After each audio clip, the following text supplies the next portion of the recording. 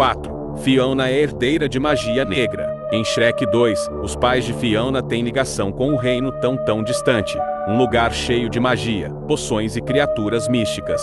Alguns fãs acreditam que ela descende de alguma bruxa poderosa ou até mesmo de um demônio, o que explicaria a transformação monstruosa.